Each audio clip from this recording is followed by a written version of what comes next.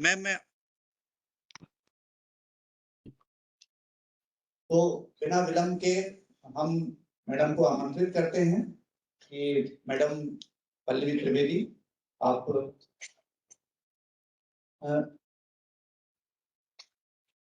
नमस्कार।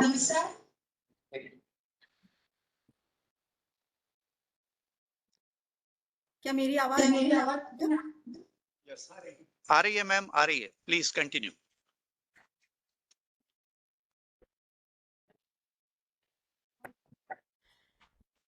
जी को एक बार और आप लोगों को देखकर ये आप लोग सेमिनार का सुनते हुए भी मुझे प्रसन्नता है कि शायद अपनी कुछ एक्सपीरियंसेस मैं आप लोगों के साथ शेयर कर पाऊं और शायद वे एक्सपीरियंसेस जो इतने परेशानी उठा के हम उससे बाहर निकले तो वो हो सकता है आप लोगों के किसी काम आ जाएं और आप लोगों को अपनी जो मेंटल हेल्थ को बरकरार रखने में और इससे डील करने में थोड़ी सी आसानी रहे। तो क्या हम शुरू कर सकते हैं?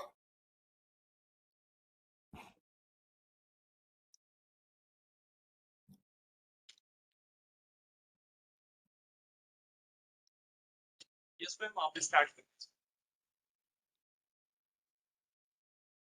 ओके।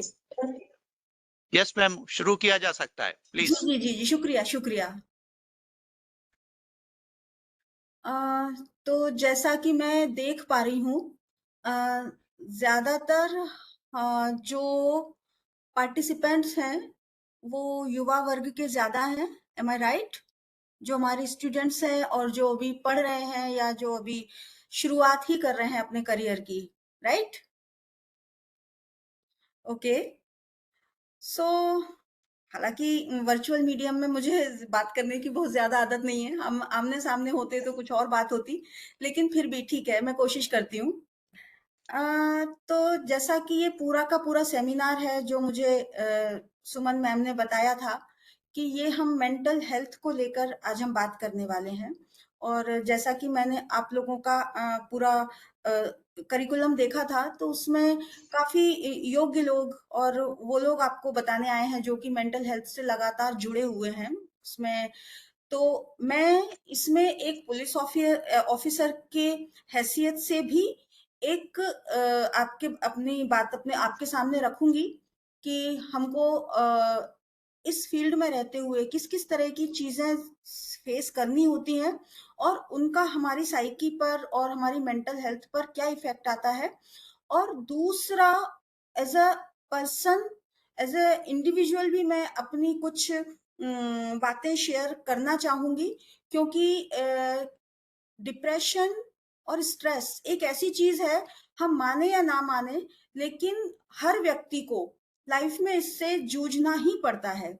और अनफॉर्चुनेटली हमको नहीं पता होता है कि इस बैटल को कैसे लड़ा जाए, इसके टूल्स क्या हैं, इसके हथियार क्या हैं और किस जगह से हमको सही मदद मिलेगी। एक तो टैबू भी है कि हम मेंटल हेल्थ पे आसानी से बात नहीं कर पाते जबकि वो खुद से जुड़ा हुआ मसला हो। अगर हम किसी को ये बताएंगे कि हम डिप्रेशन में हैं या इस समय हम मेंटली हेल्दी फील नहीं कर रहे हैं तो ये भी समझे जाने का खतरा बहुत होता है सोसाइटी में कि अरे इसे क्या हो गया, पागल है क्या। मतलब अभी भी मेंटल हेल्थ को, डिप्रेशन को या साइकाइट्रिस्ट के पास जाने को लोग एक टैबू की तरह देखते हैं और इतना सहज और सुलभ नहीं हो पाया है जितना कि हो जाना चाहिए था। मैं खुद लाइफ में 2 बार डिप्रेशन से जूझ चुकी हूँ और मैंने साइकाइट्रिस्ट की हेल्प ली और उसके बाद मैंने प्रॉपर मेडिकेशन और प्रॉपर उनकी सलाहों पे ध्यान देके उसके बाद खुद पे काम करना बहुत जरूरी होता है, उस पे काम किया। तो उसके बाद में अब इतना कह सकती हूँ, बहुत जिम्मेदारी से या पूरे भरोसे से तो अभी भी नहीं कह सकती, बिकॉज यू नेवर नो, आप अपने लिए सबसे ज्यादा अजनबी होते हैं।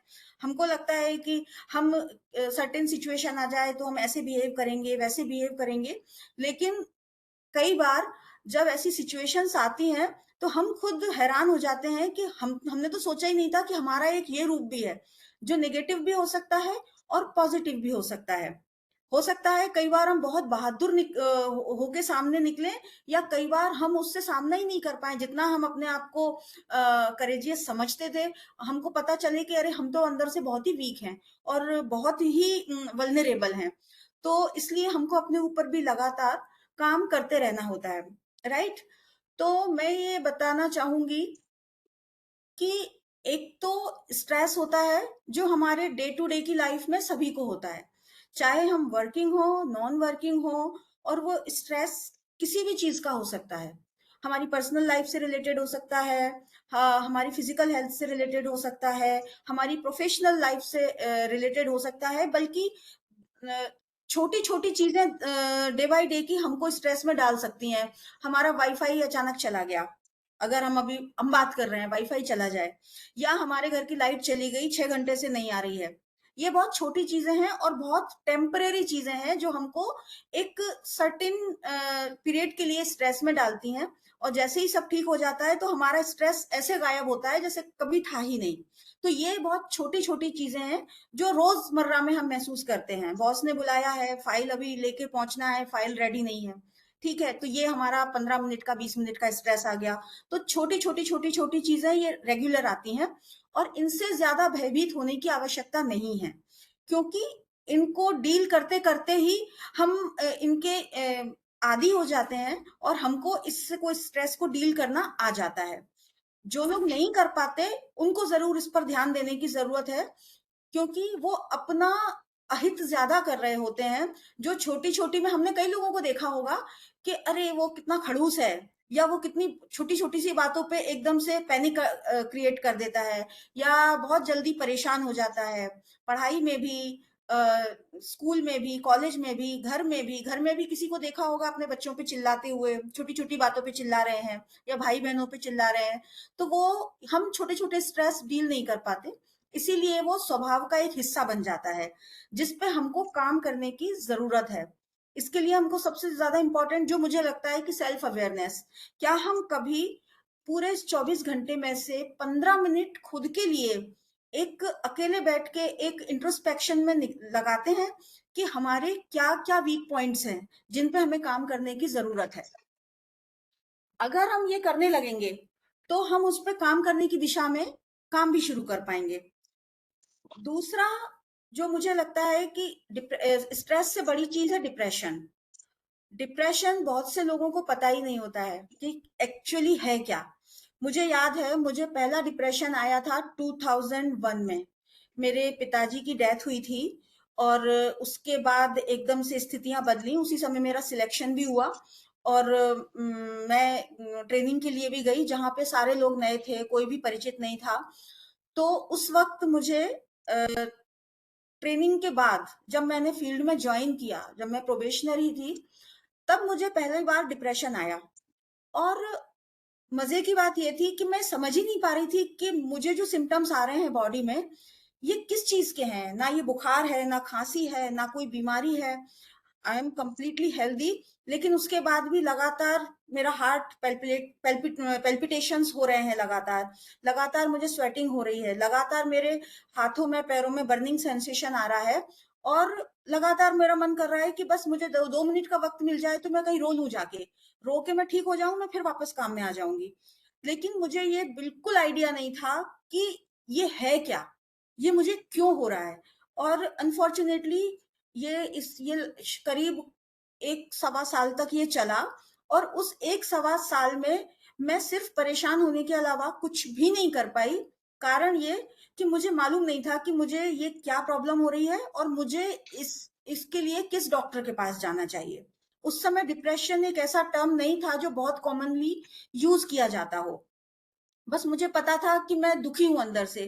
कारण भी नहीं समझ में आता था कि मुझे एक्चुअली क्या कारण है जिसके कारण मैं इतनी परेशान हूं, कि मुझे एक लगातार सैडनेस है, लगातार क्राइंग सेंसेशन है, लगातार पेल्पिटेशन है, मुझे एंजाइटी है, इंसोम्निया है, ये सारी की सारी चीजें हैं। खाने की मेरी इच्छा मर चुकी है, मेरा वजन 48 से हटा के 44 पे आ चुका है। लेकिन मुझे कुछ नहीं समझ में आ रहा कि मैं इससे डील कैसे करूं, या मैं किससे बात करूं इसमें।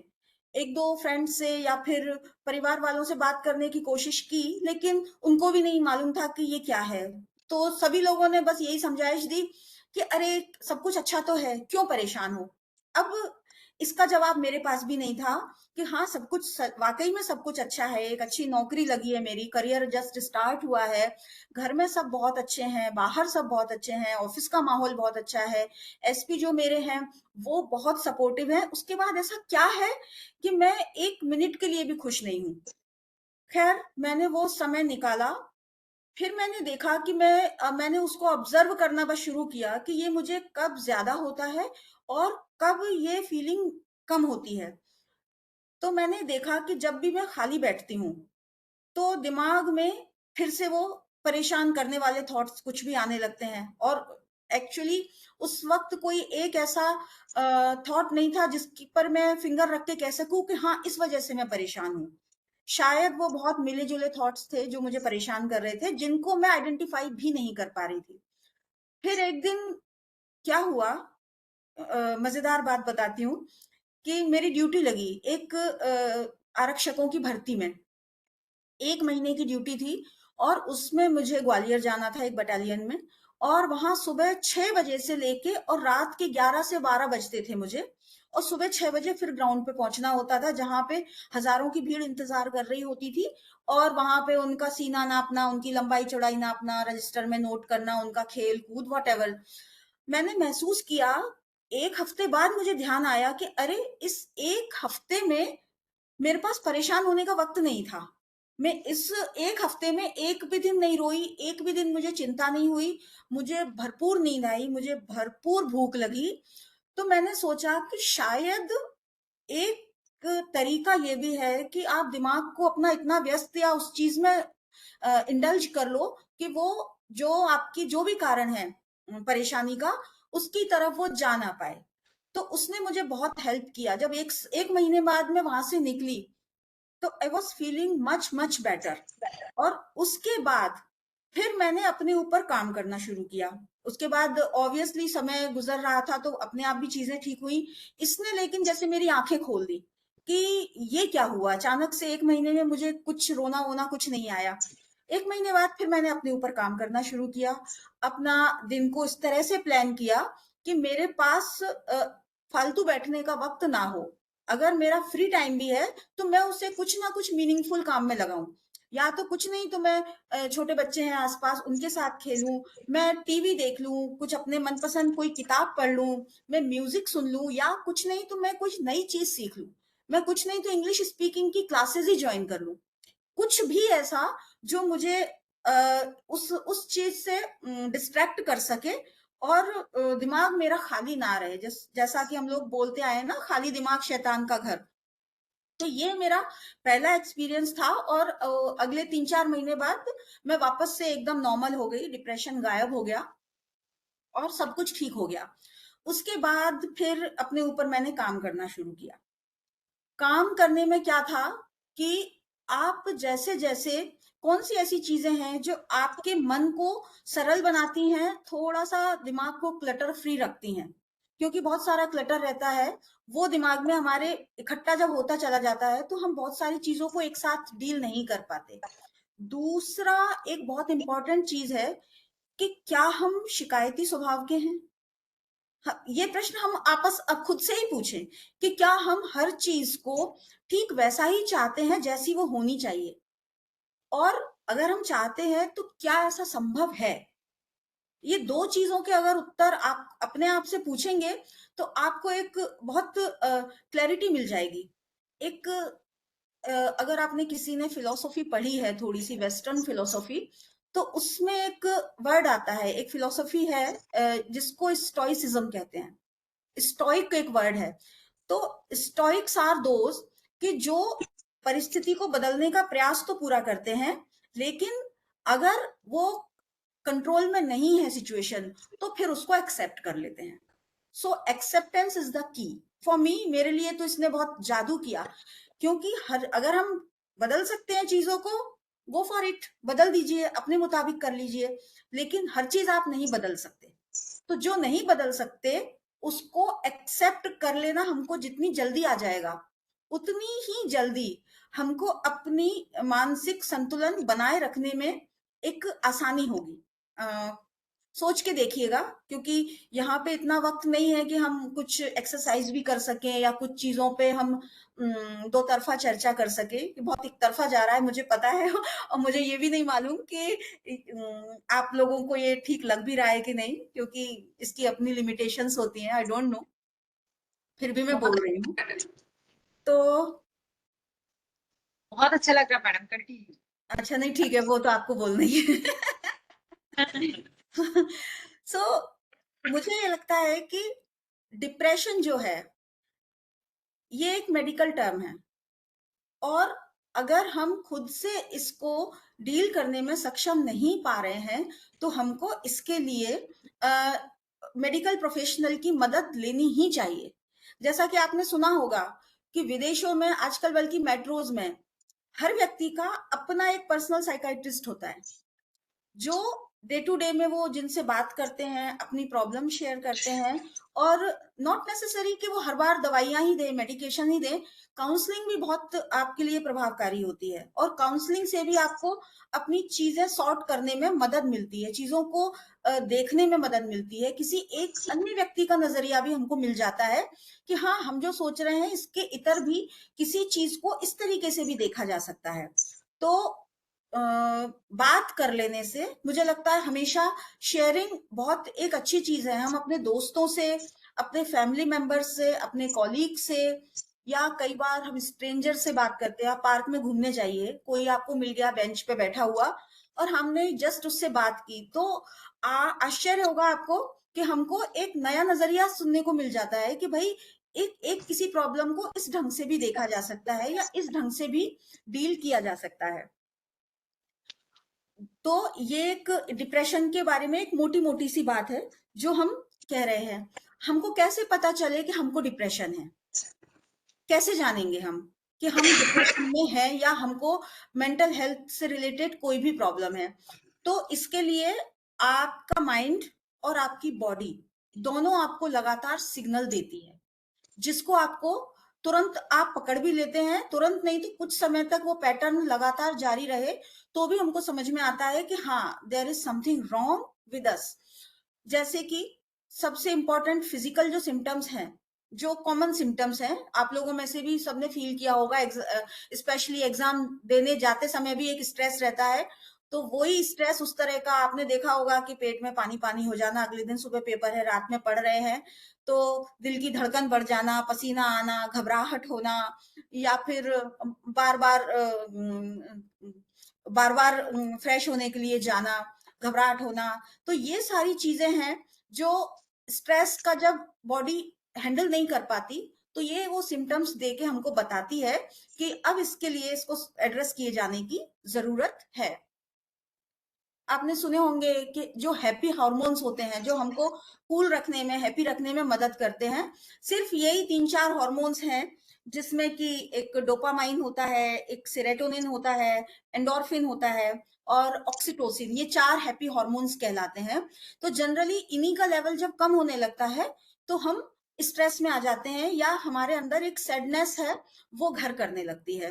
तो कुछ चीजें तो ऐसी हैं, जैसे कि आपने महसूस किया होगा, जो भी काम आपको अच्छा लगता है, किसी को ट्रैवल पसंद है, एक दिन भी अगर वो कहीं ट्रैवल करके आ गया, शाम को लौटा, तो एक सेटिस्फेक्शन जैसा फील होता है। जो लिखते हैं, अगर उन्होंने किसी दिन एक पेज या एक नई कहानी लिखी तो उनको एक सेटिस्फेक्शन फील होता है। ये काम होता है डोपामिन का, कि हम जो करना चाहते हैं वो जब हम कर लेते हैं तो वो हमको एक रिवॉर्ड देता है। तो वो हैप्पीनेस के रूप में हमारे माइंड में आती है, थोड़े वक्त के लिए होती है। इसको हमको रोज का कोटा, रोज बाल्टी भरनी पड़ती है इसकी। जो काम आपको, वो हर एक के लिए अलग हो सकता है। कोई जरूरी नहीं कि जिस चीज से मेरा डोपामिन लेवल फुल हो रहा है उसी चीज से और किसी का भी हो। किसी को एक गाना गा लेने में, एक गाना रिकॉर्ड कर लेने में, जो रील बनाते हैं, एक सुंदर सी कोई रील बना ली, उसके बाद उनको अच्छा लगने लगता है। आजकल तो ये भी हो गया है कि फेसबुक पे है कि अगर आपके फॉलोअर्स की संख्या बढ़ गई, किसी पोस्ट पे अगर 1000 लाइक आ गए, तो उसमें भी आपका डोपामिन बढ़ जाता है। दूसरी चीज होती है, अगर आपको लग रहा है कि आपके हैप्पी हार्मोन्स की स्थिति थोड़ी सी कमजोर हो रही है, मैंने जिसे बहुत यूजफुल पाया है वो है एक स्ट्रॉन्ग टूल है मेडिटेशन। आप 10 मिनट भी अगर सिर्फ ब्रीदिंग एक्सरसाइज कर लेते हैं, बस इनहेल एंड एक्सहेल, तो आपकी जो वेगस नर्व है वो एक्टिवेट हो जाती है और तुरंत ही आपको इसका असर दिखता है कि आपका जो हार्ट बीट बढ़ी हुई थी, जो घबराहट हो रही थी, वो एकदम से शांत होती है और आप किसी भी चीज का सोल्यूशन तभी ढूंढ पाओगे जबकि मन आपका पहले शांत हो। जब आप परेशान हो उस समय तो मेरे हिसाब से कोई डिसीजन लेना ही नहीं चाहिए। परेशानी की स्थिति में लिए गए डिसीजन अक्सर हमारे रिग्रेट का कारण बनते हैं।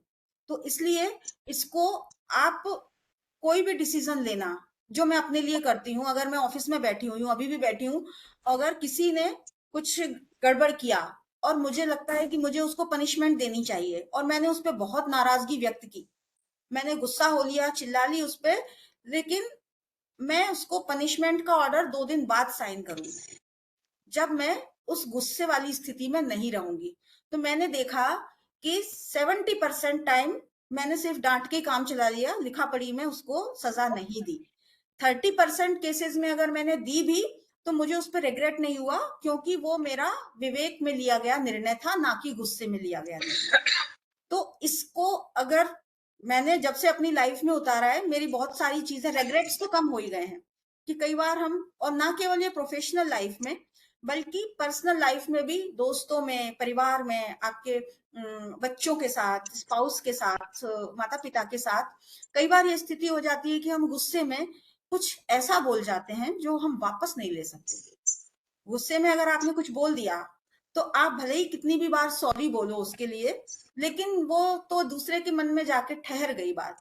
तो इसलिए अगर उस समय शांत रह जाओ, फिर जो बोलना है, गुस्सा शांत हो जाए 4 घंटे बाद, 6 घंटे बाद, उसके बाद अगर बोल लिया जाए तो आगे के लिए हमारे लिए बेहतर रहता है, रिश्तों के लिए भी, जो कि आगे चल के खराब रिश्ते भी आपके डिप्रेशन का कारण बनते हैं, चाहे वो माता पिता से झगड़ा हो, भाई बहन से हो, या फिर आपका ब्रेकअप ही क्यों ना हुआ हो, आजकल जो कि सबसे ज्यादा हॉट केक है डिप्रेशन के लिए। आजकल लोग ब्रेकअप हैंडल नहीं कर पाते, क्योंकि उसका भी वही रीजन है कि चूंकि आप सभी लोग युवा हैं, तो इसलिए मुझे लगा कि मुझे इस चीज को भी एड्रेस करना चाहिए। प्रोफेशनल लेवल पे तो हम बहुत सारे लोगों से हम बात भी कर लेते हैं, इवन हम अपने जो सीनियर्स हैं उनसे भी हम बात कर लेते हैं, लेकिन अपने पर्सनल इश्यूज हम जनरली सबके साथ शेयर नहीं कर पाते। तो इस सिचुएशन में भी मुझे लगता है कि इसमें आराम से बैठ के सोचने की जरूरत है। अभी मैं न्यूज़पेपर पढ़ती हूँ तो बहुत सारी सुसाइड्स सिर्फ इसीलिए होती है कि प्रेमी ने छोड़ दिया या प्रेमिका ने छोड़ दिया या डंप कर दिया किसी भी तरीके से, या इवन किलिंग की घटनाएं, क्राइम भी इसके कारण होते हैं। तो ऐसा क्या है कि हम ब्रेकअप्स को हैंडल नहीं कर पाते? तो इसके लिए मुझे लगता है कि वही, जब हमारे साथ कुछ चीज गुजर रही होती है तो वो हमारे ऊपर पहाड़ जैसी टूटती है, राइट? और हम ये भूल जाते हैं कि केवल हम अकेले नहीं हैं। इस दुनिया में ऐसे बहुत से लोग हैं जिनके साथ ये पहले भी घट चुका है, और आगे भी ऐसे बहुत लोग आएंगे जिनके संग ये घटना बार बार घटित होगी। जो समस्या, मेरे अपने अनुभव से मैं बता रही हूँ कि कोई भी समस्या जो मुझे उस पल पे ऐसा लगा कि बस अब जिंदगी खत्म होने वाली है, कुछ सालों बाद मैं उस दुख का या जो तकलीफ मेरे ऊपर आई, मैं उसका शुक्रिया अदा कर रही थी लिटरली, क्योंकि उसने मुझे ग्रो करने में मदद की। जो आज की तकलीफ है वो कल का अनुभव बन जाता है, उसको हम तजुर्बा बोलते हैं कि हाँ, एक तजुर्बा मुझे भी ऐसा हुआ था। आपकी लाइफ में लोग आएंगे और जाएंगे, बहुत ही कम लोग होंगे जो जीवन भर के लिए ठहरेंगे। जैसा हम बात करते हैं ना, अगर हम फिलोसॉफिकली भी सोचें, दर्शन की भाषा में भी सोचें, या किसी भी तरह से सोचें, तो हमारी लाइफ में कितने सारे लोग आते हैं और हर व्यक्ति कुछ ना कुछ ऐड करके ही जाता है, चाहे बुरे अनुभव के रूप में और चाहे अच्छे अनुभव के रूप में। तो इस चीज ने भी एक उम्र के बाद, अगर आप लगातार अपने ऊपर काम कर रहे हैं, इंट्रोस्पेक्शन कर रहे हैं, तो एक उम्र के बाद आपको समझ में आता है कि जो आपके अच्छे बॉस थे, आप उनको इसके लिए शुक्रिया बोलते हो कि उन्होंने आपको बताया कि कैसे काम करना चाहिए। राइट? और जो आपको खराब बॉस मिले, जिन्होंने आपको प्रताड़ित किया और जिन्होंने आपको बेवजह परेशान किया, उनका भी शुक्रिया एक बनता है, इसलिए कि वो आपको ये सिखाते हैं कि कैसा काम नहीं करना चाहिए। सो हर व्यक्ति, ऐसा कोई व्यक्ति नहीं है जिससे आप कुछ सीख नहीं सकते, या तो क्या करना चाहिए, व्हाट टू डू, और व्हाट नॉट टू डू। तो ये चीज अगर आप हर व्यक्ति को इस तरीके से देखना शुरू कर देंगे, तो आपके अंदर की जो ग्रजेस हैं वो आप नहीं रखेंगे। हमको क्या परेशान करता है? हमको हमारे अंदर की ग्रज परेशान करती है। किसी ने हमारे साथ बुरा किया, हम माफ नहीं कर पाते उसको सालों तक। हम उसके साथ ऐसी दुश्मनी मोल ले लेते हैं कि अब हम जिंदगी भर इससे तो बात ही नहीं करेंगे, इसकी शक्ल भी नहीं देखेंगे, हम 4 जगह उसकी बुराई करते हैं। उसको क्या फर्क पड़ रहा है? वो तो कहीं और बैठा हुआ है, उसको तो मालूम ही नहीं है कि आप दुश्मनी में, उस नफरत में अपना ही बुरा कर ले रहे हो, क्योंकि वो जो नफरत की जो टोकरी रखी है वो उसके सर पे नहीं रखी है, वो आपके सर पे रखी हुई है।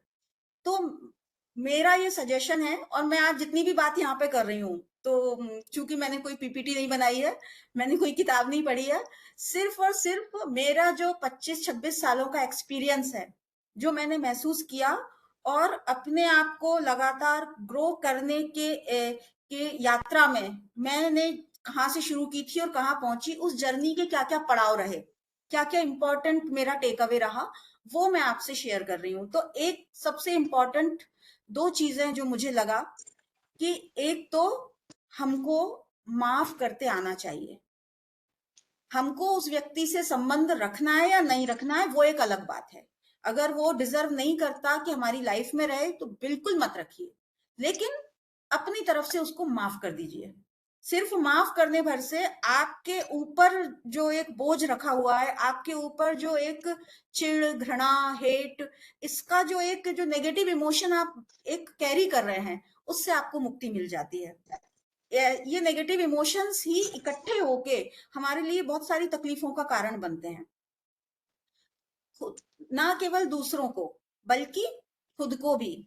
आपने देखा है कि कई बार हम खुद को माफ नहीं कर पाते, दूसरों को तो फिर भी कर देते हैं। मैं खुद के अनुभव से आपको बताना चाहूंगी कि मेरे पिताजी की जब डेथ हुई, तो मैं शायद 24 बरस की थी, और जैसा कि हर टीनेजर वाली उम्र में उस समय होता है कि आपके पेरेंट्स के साथ वैचारिक तौर पे विरोधाभास होते हैं। तो कई बार ये भी होता है कि आप उनको कुछ ऐसा कह देते हैं जो आपको नहीं कहना चाहिए, और ये होता रहता है। उसके बाद फिर वो आपको मान जाते हैं, तो घर परिवार में ये मानना मनाना चलता रहता है। तो उस समय मेरी उम्र भी कुछ ऐसी थी कि पिताजी के बहुत सारी चीजों से मैं इत्तेफाक नहीं रखती थी, और कई बार उनसे गुस्से में, मुझे याद है मैंने कई बार उनको कुछ खराब भी बोल दिया, और एक बार मैंने गुस्से में उनसे बात करनी बंद कर दी। तो ये 2-3 बार हुआ, और उसी दौरान, क्योंकि वक्त एक ऐसी चीज है, आपको मौका नहीं देती, जब मैं उनसे नाराज थी, एक वो कॉल आया कि अब पिताजी नहीं रहे। अब पिताजी नहीं रहे यानी अब आप उनसे कभी माफी नहीं मांग पाओगे। ये एक छोटी सी बात थी या बड़ी बात थी, जो भी आप कह लें, लेकिन इसने मेरी जिंदगी बदल दी कि आप जिससे माफी मांगना चाहते हैं या जिसको माफ करना चाहते हैं, हो सकता है आपको पता ही नहीं है कि आपके पास अगला मिनट है भी या नहीं है। क्यों ना ये हिसाब रोज का रोज क्लियर करते जाओ, जैसे एक साहूकार अपनी रोज की अपना लेजर, अपनी कैश बुक डेली रात को करके ही घर लौटता है दुकान से। क्या हम किसी को, छोटी छोटी बातें हैं, क्या हम किसी को माफ करना, रात में हम अगर इतना सोचें कि क्या मुझे किसी को माफ करना है, क्या मुझे किसी से माफी मांगनी है, क्या मुझे किसी से कुछ ऐसा कहना है जो उसके लिए इंपॉर्टेंट है, मेरे लिए भी इंपॉर्टेंट है। वो एक छोटा सा आई लव यू भी हो सकता है, जो आप अपनी माँ से फोन करके कहना चाह रहे हो कि माँ, कल मैंने कुछ गुस्से में कह दिया, या कल मैंने आपका फोन नहीं उठाया, आई एम सॉरी, मैं आपको बहुत प्यार करती हूँ। बहुत छोटी सी बात है, बहुत छोटी, जिसको हम टाल देते हैं कि हाँ ठीक है, क्या फर्क पड़ता है। जो इसी को बोलते हैं फॉर ग्रांटेड लेना। क्या फर्क पड़ता है, कल कह देंगे, परसों कह देंगे, ईगो आड़े आ जाता है सॉरी बोलने में।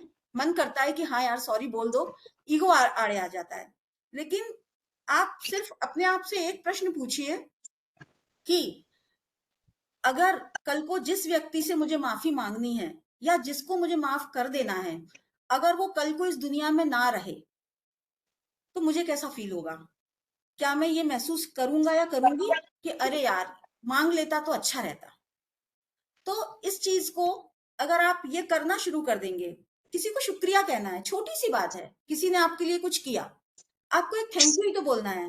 व्हाट्सएप पे बोल सकते हैं एक हार्ट के इमोजी के साथ, एक फोन कर सकते हैं, ऐसे ही बात कर सकते हैं।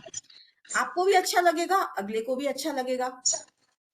माफ करने के अलावा हाँ, मैं चूंकि मेरे पास पीपीटी नहीं है, आई एम सॉरी, मैं थोड़ा सा दाएं बाएं भाग रही हूँ, लेकिन मुझे लग रहा है कि मैं अपनी बात कन्वे कर पा रही हूँ। तो दूसरी बात जो मैं पहली बात पहले करूंगी कि हम खुद को माफ नहीं कर पाते। तो पिताजी के जाने के बाद मुझे करीब 15 बरस लगे खुद को माफ करने में, कि मैं पिताजी से सॉरी नहीं बोल पाई और मैंने पापा के साथ खराब व्यवहार किया जो मुझे नहीं करना चाहिए था, और मैं इसके लिए खुद को गिल्टी फील कर रही थी लगातार कि मैं क्या करूं, मतलब बहुत अपराध बोध था मन में। उसके बाद धीरे धीरे अपने पे काम करते करते it took me 15 years to forgive myself कि कोई बात नहीं, तुम आज जितने भी साल की हो, 45 साल की हो, उस समय तुम मात्र 24 साल की थी। तो उस उम्र के लिहाज से तुमने जो किया, वो उस उम्र के लिहाज से कोई बात नहीं, उतनी इमेच्योरिटी तुमसे एक्सपेक्ट की जा सकती है। भूल जाओ, पिता कभी बच्चों से नाराज नहीं होते। बार बार अपने आप को कहा, तब जाके मैंने अपने आप को उस दुख से निकाला और उस अपराध बोध के लिए खुद को माफ किया। तो ना केवल दूसरों को, खुद को भी हम माफ करते चले, क्योंकि हमसे भी गलतियां होंगी। हम कोई भगवान नहीं है, हमेशा होती रही हैं, आज भी हम कर रहे हैं और आगे भी होती रहेंगी। उस गलती को सुधारने का तरीका यही है, दूसरे से माफी मांग लो जिसका दिल दुखाया है, और खुद को माफ कर दो, क्या हो गया हमसे, आगे के लिए हम सबक ले सकते हैं। तो ये हुई फॉरगिविंगनेस पे बात। दूसरी एक और इंपॉर्टेंट चीज है जिसने मेरी लाइफ को चेंज किया, दैट इज ग्रेटिट्यूड। अगर हम अपने अंदर ग्रेटिट्यूड की भावना ले आए और हर चीज के प्रति ग्रेटफुलनेस का एक बिहेवियर शो करने लगे, और बल्कि इसका बाकायदा प्रैक्टिस करने लगे। आप सिर्फ सुबह जब नहा रहे हैं, नहा के बाहर निकले तो 2 मिनट पेड़ पौधों को देख रहे हैं, या सुबह उठे और आप सिर्फ 2 से 3 मिनट आप केवल शुक्रिया अदा करने के लिए निकाल लीजिए, चाहे बिस्तर पे बैठे बैठे, या सुबह नहीं निकाल सकते रात को सोते समय। आप हर व्यक्ति को, आपको आश्चर्य होगा कि जब आप शुक्रिया, आप शुरुआत करेंगे अपने माता पिता से, सबसे पहले वही होता है कि मेरे माँ बाप का शुक्रिया कि मेरे को एक अच्छी फैमिली मिली, मुझे इस एक अच्छा सुंदर सा परिवार मिला, या मुझे अच्छे दोस्त मिले।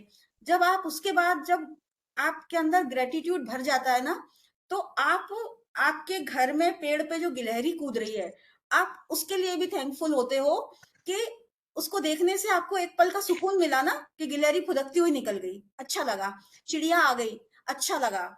या फिर आपके घर में एक आम का पेड़ है जो कि आपको हर साल इतने आम देता है, छाया देता है, जिसके होने भर से, या कई बार आपको कोई नहीं मिलता, एक आप पेड़ को हक करना कब करके देखिए, अगर आपने नहीं किया हो किसी ने, आपको कुछ नहीं समझ में आ रहा, आप परेशान है, आप एक पेड़ से लिपट जाइए जाके, 2 मिनट आप उससे लिपटे रहिए, और आप, मेरा गारंटी है कि आप उसके बाद मुझे बताइए कभी कि हाँ मैंने ये करके देखा मैम और मुझे कैसा लगा। ये एक है ना, प्रकृति से आप जितना जुड़ेंगे, जितना ज्यादा जुड़ेंगे, उतना आप ग्रेटफुल होंगे, और जितने ज्यादा आप ग्रेटफुल होंगे हर चीज के प्रति, यूनिवर्स के प्रति, उतना ज्यादा आपके मन से शिकायतें कम होती चली जाएंगी। क्योंकि एक ग्रेटफुल इंसान के पास हमेशा एक थैंक यू होता है, वो शिकायतों की तरफ ध्यान नहीं देता, क्योंकि उसको लगता है कि उसे जो मिला है वो ना मिलने की तुलना में बहुत ज्यादा है। तो ये एक छोटी सी की है जिससे हम अपनी लाइफ को उस ओर ले जा सकेंगे कि जहां पे हम एक less depressive, less stressful life को लीड कर सकें। नेचर से जुड़ो, आप कुछ नया सीखने की जो ख्वाहिश है वो हमेशा आपको एक एक बेटर योर सेल्फ की तरफ ले जाती है, कि आप अपने से जहां थे वहां से अब कहाँ खड़े हुए हैं, और आपको खुद आपको महसूस होगा कि आपकी जर्नी में आप पहले ज्यादा शिकायती थे, या पहले थोड़ा जल्दी परेशान होते थे, या जल्दी गुस्सा होते थे, जल्दी लोगों से ईर्ष्या भाव रख लेते थे कि भाई उसके पास ये है, मेरे पास ये नहीं है। लेकिन जब आप काउंट योर ब्लेसिंग्स, जब आप अपनी ब्लेसिंग्स जब गिनते हैं, तब आपको लगता है कि नहीं यार, इससे अच्छा तो कुछ हो नहीं सकता था। एक कहानी है ना, आपने शायद सुनी होगी, कि एक जगह सब लोग दुखी थे, तो सब बोले कि नहीं, मेरा दुख सबसे ज्यादा, मेरा दुख सबसे ज्यादा, मेरे को ये हो गया, मेरे को ये फिजिकल प्रॉब्लम, मेरे पास खाने को नहीं है, मेरे पास रहने को नहीं है। तो भगवान ने कहा कि ठीक है, एक काम करो, मैं अंधेरा कर रहा हूं, उस अंधेरे में अपने अपने दुख एक पोटली में बांधो और उस पोटली को आपस में एक्सचेंज कर लो। तो हुआ क्या? हुआ उल्टा। जैसे ही सब लोगों ने कि एक एक दुख की पोटली सबके ऊपर थी, सबके हाथ में थी, सब लोगों ने उसको कस के पकड़ लिया कि ऐसा नहीं हो कि कोई और मेरा ले जाए और पता नहीं अगले के पास क्या है। मुझे मेरा किसी और का नहीं चाहिए, मुझे मेरा ही दुख, मैं उससे डील कर सकती हूँ या कर सकता हूँ, उसको मैं जानता हूँ, वो मेरा परिचित है। होता है ना कि हमारा दुख जैसा भी है वो हमारा है। तो इसीलिए जब हम देखते हैं कि दुनिया में कितना दुख है, कितनी परेशानियां हैं, तो क्या हम और किसी के लिए काम आ सकते हैं? Kindness is the third, forgiveness, gratitude, third thing is kindness. Be kind to everything. भले ही आपका किसी ने बुरा किया है, कोई बात नहीं, उसने बुरा क्यों किया आपका? क्योंकि वह उसकी प्रकृति थी। सांप आपको डसता है, आप पलटकर सांप को नहीं डसते हो। कुत्ता आपको काटता है, आप पलटकर कुत्ते को नहीं काटते हो। क्योंकि जिस व्यक्ति का जो स्वभाव होगा, जो प्रकृति होगी, वो वही काम करेगा। तो क्या हमारी प्रकृति ये है कि किसी ने अगर हमको दुख पहुंचाया तो हम उसको दुख पहुंचाएं? That is not our nature. हमारा नेचर है कि जिसने दुख पहुंचाया, हम उसे माफ करें और मूव ऑन कर जाएं, उससे दूर हो जाएं, अगर दूर हो सकते हैं तो। और नहीं हो सकते तो फिर उसके अलग तरीके हैं। अगर मान लो पति पत्नी ही है, दुख पहुंचा रहे हैं, तो आप क्या करोगे? लेकिन उसके लिए दूसरी चीजें हैं, हम उस पर नहीं जाएंगे आज।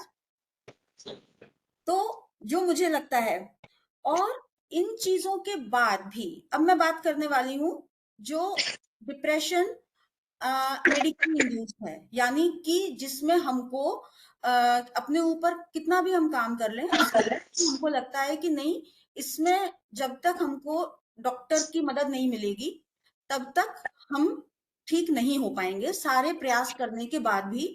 तो मेरा ये कहना है कि इसमें डॉक्टर से मिलने में एकदम ना कतराएं, एकदम बहुत अच्छे से डॉक्टर के पास जाएं। ये एक बहुत कॉमन इश्यू है, जैसे कि सर्दी, खांसी, बुखार, वैसे ही डिप्रेशन आज के टाइम में खासकर बहुत कॉमनली इट इज फाउंड। और कारण कुछ भी हो सकता है या नहीं भी हो सकता है, कई बार बिना कारण के भी चीजें हो जाती हैं, क्योंकि वो केमिकल लोचा है ब्रेन का, वो कभी भी हो सकता है। और अगर कारण है प्रोफेशनल, पर्सनल, फाइनेंशियल, या फिर फिजिकल हेल्थ, मेंटल हेल्थ, कुछ भी कारण हो सकता है, तो उस कारण को भी साइकाइट्रिस्ट से बात करने में आपको हेल्प मिलेगी, काउंसलिंग भी होगी और मेडिकेशन भी होगा। तो इससे भी बिल्कुल भी आपको वो नहीं करना चाहिए। मैं आपको एक वो सुनाना चाहती हूँ, पता नहीं आप सभी लोगों को पता है कि नहीं पता है।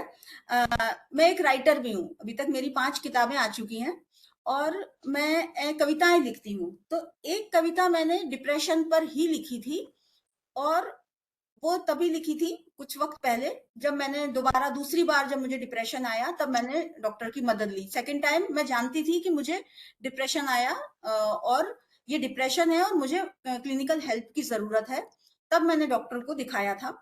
तो मैं एक कविता सुना के फिर अपनी बात खत्म करना चाहूंगी। अगर उधर से कोई क्वेश्चंस होंगे तो हम उनको ले लेंगे। कविता है अवसाद। ये 15 खंड की, छोटे छोटे खंड हैं इसके, 15 खंड की कविता है। पहला खंड है, कौन नींद में सेंध लगाकर चोरी छुपे घुस आता है सुबह के ठीक 4 बजे, कि खुल जाती है आंख एक भयानक धड़के से। कौन दिल की धड़कनों को इस कदर बेतरतीब कर गया है कि इसके शोर से कान फटने लगे हैं। सुरीली कही जाने वाली धक धक इसके पहले हथौड़ी की तरह तो कभी नहीं गिरी थी। कौन है जो मन पर एक वजनी सिल रख गया है? कौन है जो सट सट चाबुक चलाता है जहन पर, ओह, तीखी पीड़ा की एक लहर मुसलसल टकराती है हृदय की दीवारों से। कोई बचा लो प्लीज। 2, दिन भर से रोक कर रखी रुलाई क्रंदन बन फूटती है रात 12 बजे। रात 2 बजे लगती है आंख बड़ी मुश्किल से, 4 बजने में बस 2 ही घंटे बाकी हैं। पहाड़ सी जाग और चिंटी सी नींद। कैसी घबराहट तारी है, कैसा निर्वात है मन में, कैसा बड़ा शून्य। गले में अटका रहता है सुबक का एक गोला, जहन में एक ही रिकॉर्ड लूप में बजता 24 घंटे। हाथ कांपते हैं, ये तलवों पर कौन रख गया है सुलगते अंगार।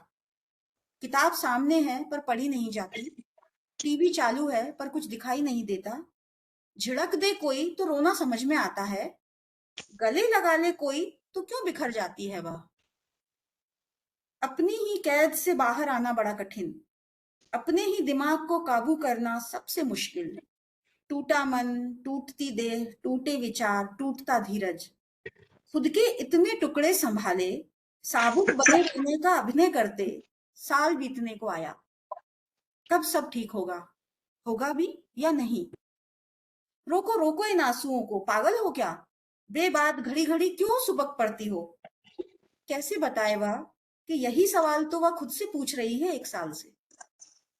अजीब सी है, कैसा रूखा व्यवहार कर बैठती है। कल कैसे पार्टी में अलग जाकर खड़ी थी, घमंडी बददिमाग।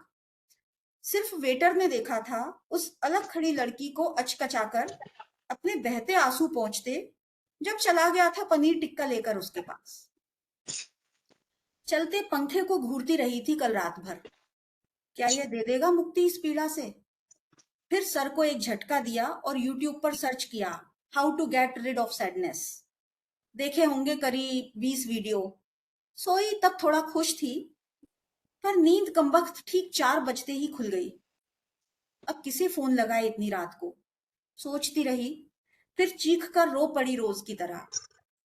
भोर का तारा भारी हृदय से ढल रहा कुछ महीनों से। नींद की एक गोली बड़ी मिन्नत के बाद लिखी थी एक परिचित डॉक्टर ने, सिर्फ 5 दिनों के लिए। उसी पर्चे से अलग अलग 10 दुकानों से खरीद लाई थी 50 दिनों की नींद। जितना वक्त सोने में गुजर जाए उतना अच्छा। अब तभी जागे जब पहले की तरह सब चीज हो जाए, अच्छा, सुंदर और खुशनुमा।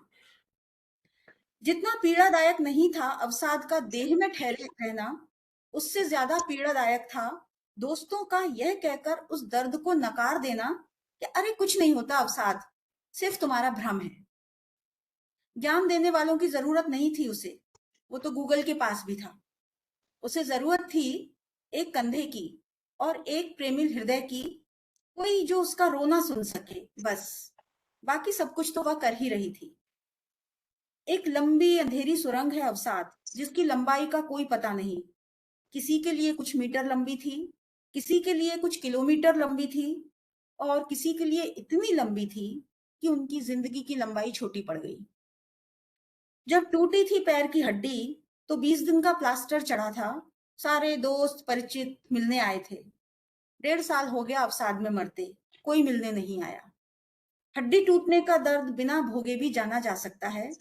अवसाद में हड्डी टूटने से 1000 गुना दर्द है।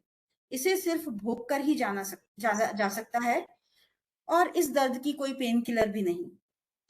जबरन डिप्रेशन में रहती हो, बढ़िया कमाती हो, स्वस्थ हो, मस्त घूमती हो, ना कोई जिम्मेदारी ना जवाबदेही, काहे का डिप्रेशन तुमको। हमें देखो, 1000 झंझट गृहस्थी के, फिर भी मस्त रहते हैं। इसलिए वक्त पे शादी हो जानी चाहिए, अब भी टाइम है, सोचो कुछ। जी सोचूंगी, कहकर दरवाजा बंद कर लिया था, घर का भी और मन का भी। कहाँ गई वो लड़की जो अकेले में भी मुस्कुराती रहती थी, जिसकी सबसे प्रिय सखी वह खुद थी, और सबसे प्रिय वक्त खुद के साथ बिताया वक्त। दूसरे खो जाएं तो थाने में रिपोर्ट लिखवा दें। खुद की गुमशुदगी की रपट कहाँ जाकर लिखाए कोई। कितना तो मेडिटेशन किया, मिस्टर बीन के एपिसोड सैकड़ों बार देखे, प्रेरक पुस्तकें चाट डाली, दिन भर जपती रही मैं खुश हूं, बहुत खुश हूं, कि अवचेतन इस बात को सच मान ले। थका डाला देह को इस कदर कि बिस्तर पर पड़ते ही आंखें खुद ब खुद मुद जाएं। न नींद आई न करार। अवचेतन के अनबूझे समंदर में दुख और उदासी की लहरें गरजती रहीं, टकराती रहीं जहन पर दिन रात। फिर हार कर जब गई साइकियाट्रिस्ट के पास 6 महीने बाद, तब खोल दिया मन यूं जैसे द्वार खुलते हैं किसी बांध के। उस रोज एक अजनबी सबसे अपना लगा था, जो ठीक वही समझ रहा था जो वह महसूस कर रही थी। तो ये पूरी अवसाद के ऊपर जिन लोगों ने इसको महसूस किया होगा है थोड़ा या ज्यादा क्वांटिटी में, तो वो इसको समझ पाएंगे। तो आज की बात मैं इसी कविता के साथ खत्म करना चाहती हूँ, और आई होप कि शायद मैं कुछ बता पाई जो आप लोगों के काम आए। शुक्रिया। Thank you very much ma'am. आज के इस प्रेरणादायक सेशन में आपके व्यक्तिगत अनुभवों ने हम सबको एक नया संबल प्रदान किया है। आपका मध्य प्रदेश राज्य विधिक सेवा प्राधिकरण की ओर से, मैडम मेंबर सेक्रेटरी की ओर से बहुत बहुत धन्यवाद। इस वैल्यूएबल सेशन में हम सभी समझ सकते हैं कि स्ट्रेस और डिप्रेशन में एक बहुत माइन्यूट अंतर होता है, जो हम मन के अवचेतन में फंसी हुई ग्रंथियों के माध्यम से ही समझ सकते हैं कि कब हम डिप्रेशन में हैं और कब स्ट्रेस में हैं। जैसा मैडम ने बताया कि ये तो चीज पता भी नहीं चलती कि कब हम डिप्रेशन में जा रहे हैं, बट उससे ओवरकम किया जा सकता है, जिसकी साक्षात प्रतिमूर्ति मैडम को हम देख सकते हैं।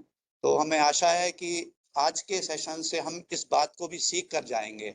बहुत बहुत धन्यवाद ma'am. Once again thank you very much. बहुत धन्यवाद आप सभी लोगों का मुझे आमंत्रित करने के लिए। धन्यवाद आपका। डिस्कनेक्ट कर दी।